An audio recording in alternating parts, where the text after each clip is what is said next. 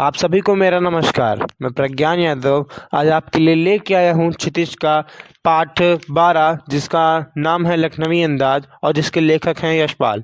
यशपाल जी का जन्म 1903 में पंजाब के फिरोजपुर छावनी में हुआ था।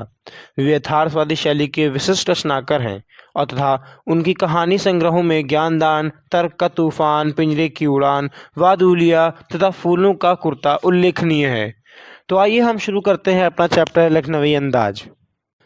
कहानी शुरू होती है एक अनजान स्टेशन से, जहां पर एक पैसेंजर ट्रेन चल पड़ने के लिए तैयार खड़ी थी।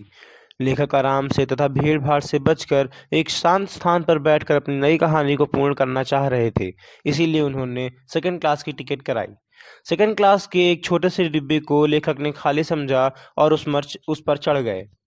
परंतु उन्होंने देखा कि लखनऊ के एक नवाबों की नस्ल से एक सफेदपोश सज्जन बैठे थे।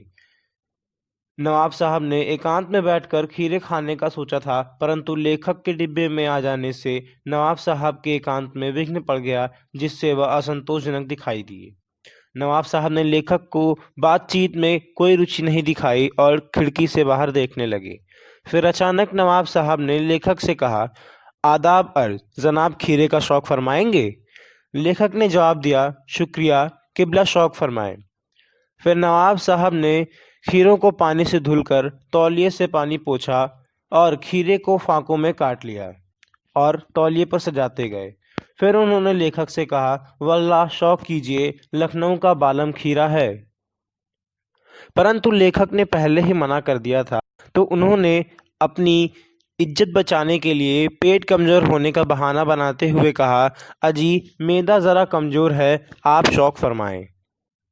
फिर नवाब साहब ने खीरे के एक फांक को उठाया, होठों तक ले गए और फांक को सूंघ कर फेंक दिया। ऐसा ही उन्होंने सभी खीरों के फांकों के साथ किया। रसा स्वादन की प्रकृति को हो जाने के बाद नवाब साहब थक कर ट्रेन की सीट पर लेट गए और कहा, मियाँ खीरा होता लजीज है, परंतु मैदे को पर बोझ डाल देता है। लेखक ने मन ही मन सोचा कि मियाँ रईस तो बनते हैं, पर लोगों की नज़र से बच सकने के लिए ख्याल में असलियत पर उतर आते हैं। लेखक के मन में ख्याल आया कि जब बिना खाए डकार आ सकती है, तो बिना विचार, घटना और पात्रों के कहानी क्यों नहीं लिखी जा सकती। तो दोस्तों, ये था हमारा चैप्टर लखनवी अंदाज। इसी के साथ शुक्रिया, धन्यवाद। सब्सक्राइब, लाइक ज़रूर करना।